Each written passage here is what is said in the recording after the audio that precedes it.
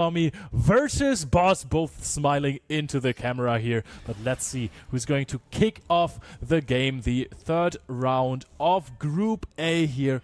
Who is going to be third and who's going to be fourth in the group? Yes, indeed. Boss actually going first here does suggest this is not 10 Pi Dragon. This will be, presumably, the Fiend Smith Snake Eye. Yep, and there we're seeing an option to activate a card for Latrommi immediately when the turn starts. So maybe you can see a Fuvalos or a Maxi or a possible Purulia there. First of all, Engraver discard, always a phenomenal start. Quite vulnerable to the Droll and the Lockbird. Perhaps indeed. Fabled Lurie just going to be discarded off the tract and will special summon itself back. Is there a response from Latrommi?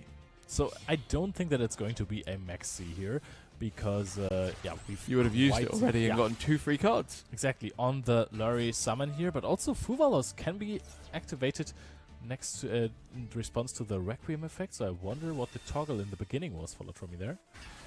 Fiendsmith Engraver now just going to be summoned, and the other one will resolve in the graveyard as well to come back, and therefore we now have access to Link 2s as well as Rank 6 Xyzes. Can you think of any Rank 6 Xyz monsters? What about Beatrice, Lady of the Eternal? Wow, that could be indeed the play here. Let's see. But I think that we are first going to go for Fiendsmith sequence just to have this extra Link 2 on the field. Yep. And you can combine the Latrommi that is inevitably going to be summoned to the field, plus the Engraver that it's going to special summon out to go into Beatrice, Lady of the Eternal. That might summon or send Snake Eye Ash to the graveyard. And the sequenced step in between is very important, because you need the Link 2 rating for a summon of Promethean Princess, Bestower of Flames.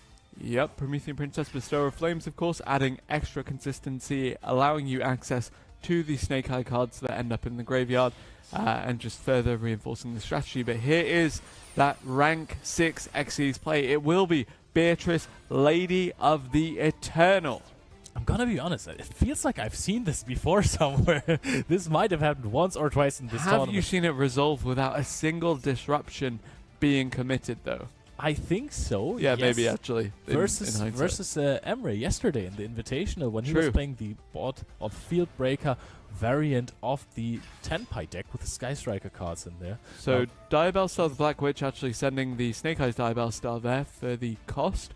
Now, original Sinful Spoil Snake Eye is available here. So far, no disruption, as we said.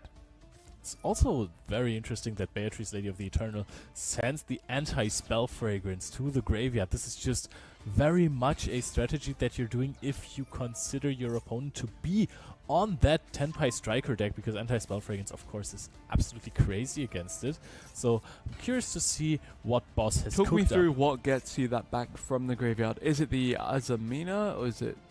how do you get the anti-spell fragrance back? It just maybe be another light fiend monster, the Nightmare Griffin, that has been used for anti-spell fragrance shenanigans in the past, together with Beatrice as well. Sometimes it was, I think, rather curious, the Lightsworn Dominion that sent. I've seen a lot of spell trap recurrence thanks to White Forest, but have yet to see that in this tournament so far. Instead, very, very standard Fiendsmith Snake Eye lines just continuing to be followed here. Yep. Snake Eye's Diabell Star that was sent for cost of the Diabell Star the Black Witch earlier has now come back and will now move from the Spell and Trap card zone into the main monster zone.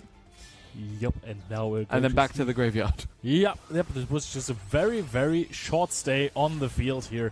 IP Masquerena is being summoned out as well. We have so many cards on the field that it won't be a problem to get out a Flamberge Dragon quite soon. Link of IP Masquerena in the process and put it into the Spell and Trap zone together with the Flamberge, and then we already have all of the materials to go for the Appaloosa Snake Eyes Flamberge Dragon field with a temple that we've seen so many times. However, I don't think we're going to see that just now, because we've talked about it earlier. There is the potential to go for Nightmare Griffin, and this kind of looks like it. Yes, indeed. Nightmare Griffin. Not one you see too often, actually. Tell me a bit more about this. Well, in the TCG, the card is actually played in many Malice strategies, because this card is a light fiend monster that can be used to just link off and actually just go into Fiendsmith Requiem. Also, it helps you get some resources back from the graveyard. In previous metas, this card has also been used as a little bit of a stalling strategy, or my favorite use of the card was summoning it off basically activating scapegoats with other cards in there to just apply some pressure to your opponent and get extra resources. So the card is pretty strong. You sometimes get a draw as well. It was also used in Goki back in the day, so this card has been around and it has been played. Interesting that this is valued higher than the presumable Appaloosa Bow the Goddess. Yeah, I think that we might end up seeing Appaloosa Bow of the Goddess later on still. However, I don't quite know how we get there here. Nightmare Griffin in the middle main monster zone actually leads me to think that there won't be an Appaloosa right here. Currently we are locked to fire, by the way, because of Promethean Princess as well. Exactly. Oh, well, no longer locked to fire. Yep, that is going to be a Sunlight. Oh, it's not a Sunlight move. Yeah, we're going to the Raging Phoenix. Oh, and that might mean that we link this off into the Zealantis, which is a very, very strong water very standard combo from back when these cards were released. Of course, the Promethean Princess, Bestower of Flames, leading into that Salamangreat Raging Phoenix, leading into World Sea Dragon Zealantis. It gives you the opportunity to just get rid of the entire field and then eventually swing for a massive amount of damage with the Salamangreat Raging Phoenix. Yep, you can also use it to rearrange the link pointers that you're having so that nothing points to anything from your opponent, and your opponent will have to use many resources to actually at all get to use effects, because cards, especially some monsters, can only activate their effects now if they are linked. That means if a link pointer points towards them, which is currently very hard to get to. Now we see the Bestial Lubellion. Ooh. What is Latrommi cooking up here? I'm not sure, but he'll have to do it without spell cards is the main issue. Yep, however, the Bestial Lubellion is actually a great way... Oh, wow, Drollet Lockberg as the answer as well. It's a great way to get a spell card onto the field while Anti-Spell Fragrance is activated, because you can just activate the Brandage Regained from the deck, basically. However, Drone Lockbird resolving is most of the time pretty strong, especially after an effect like Bestial Lubellion that doesn't advance your game state in a massive way. Also, we don't have a light monster in our own graveyard, but our opponent has, Linkuriboh as a dark monster, the Fiendsmith, Lacrima, Beatrice. There are plenty of targets for the Saronir, so at least we have an extender. Let's see how this continues here. Yep, important to note that Boss, of course, did not go for the Appaloosa Bow the Goddess play, instead choosing to extend further with the Nightmare Griffin into the Zealantis and the Salamangreat Raging Phoenix. Now, Latrommi, are these all spell cards that you're having just set face down because of the Anti-Spell Fragrance? Yeah, they might as well be, and I will be honest with you, this Anti-Spell Fragrance is working over ours. It's looking very, very strong.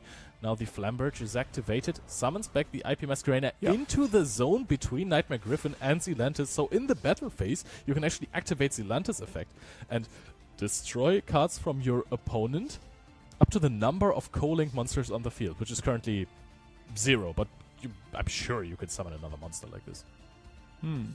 You can also just attack if you're thinking in spell cards. Actually, that is going to end the game as well. You can definitely push for 8,000 plus 800 from the IP Masquerena. An extra card in hand for Boss, though. Wonder what it is. Wonder what he does with it. Do you just go for the game here? I mean, if you're just attacking, there is going to be the Bestial Saronir. So I think it would be rather foolish to just think this is going to be game. SP Little Knight is being summoned into the Zealantis zone. Of course, you're going to get your Flamberge Dragon back as well, because it activates, summons back 2 monsters. Snake Eye Oak is a linked monster now. Snake Eye Ash isn't linked, so you can't activate that effect. You don't have targets for this anyway, but now Zealantis can push for some destruction here. Attacks 2,500. Latrommi is going to have to be very careful on where to activate the Saronir, but I don't think that it matters because Zealantis is just going to destroy it anyways. Does he maybe have a trap card here?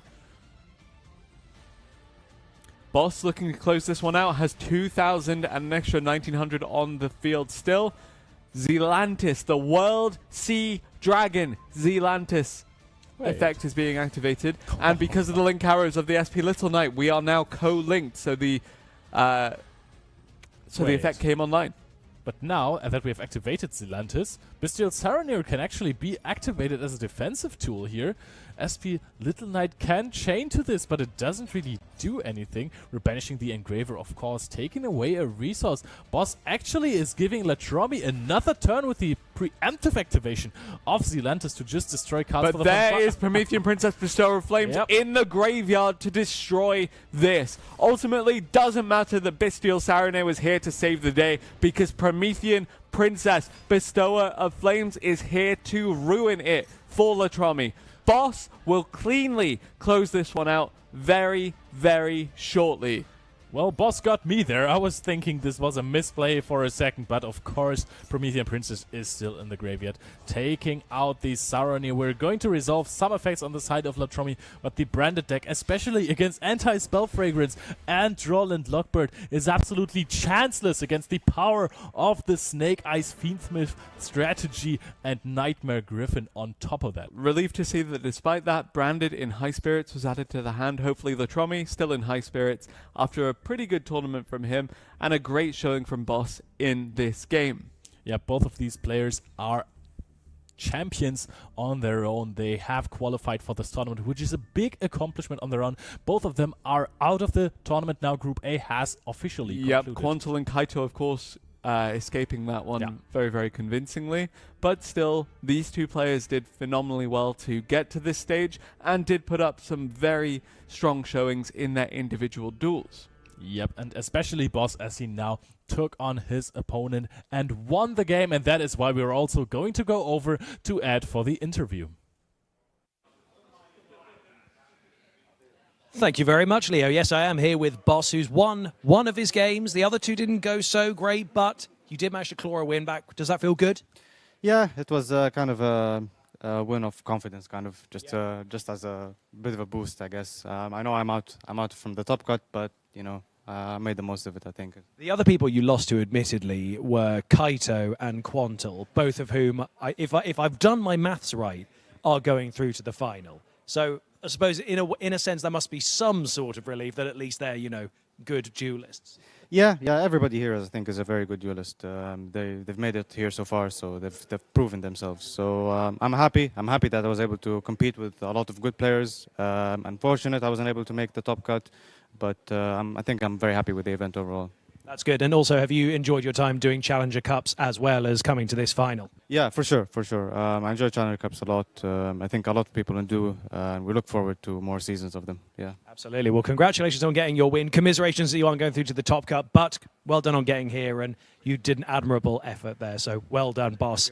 Guys, thank you very much for sticking around. So the next thing we have coming up for you is Mist versus Moot. But first, we're going to have a little break, and we'll be right back.